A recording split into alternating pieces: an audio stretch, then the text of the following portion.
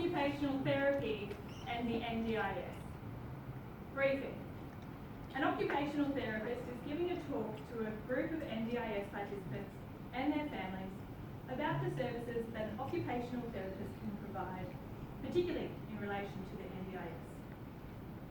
The presentation takes place at a local community centre and is geared specifically for the deaf and hard of hearing audience. The audience is a mix of deaf and hard of hearing people and other NDIS participants, including a number of deaf people who use Auslan and have a low to medium level of English literacy. End of briefing. Monologue begins now.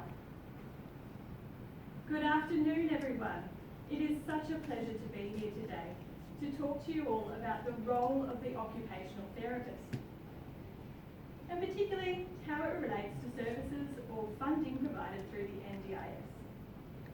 My name is Natalie, and I'm a qualified occupational therapist with over 15 years experience working in a range of places across Melbourne and really a range of clients. Of course, I've seen a real shift in my work since the rollout of the NDIS in recent years, and that's why I'm here to talk to you all today. Occupational therapists work with people to help them engage in tasks. So that could be anything you do throughout the day.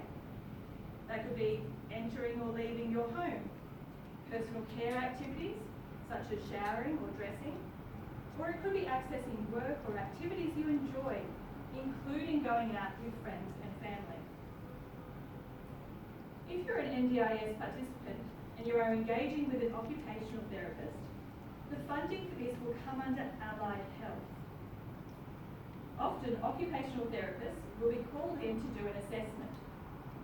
An overall assessment will look at a person's functioning, how they work within their home or the community, and if there's any equipment or strategies that could help to more effectively or efficiently engage in these tasks.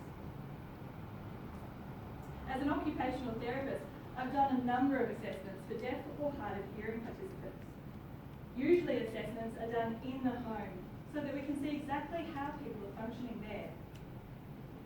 Sometimes I'm asked to look into specific equipment, for example, a flashing doorbell or one that sends an alert to your phone.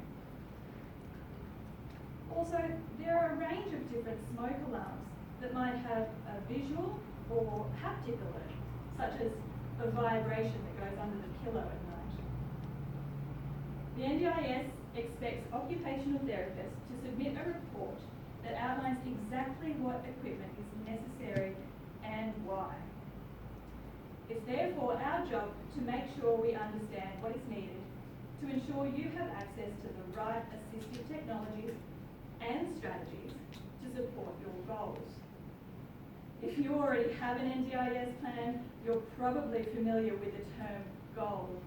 But before I go on, I'd like to pause here and check if there are any questions. End of monologue.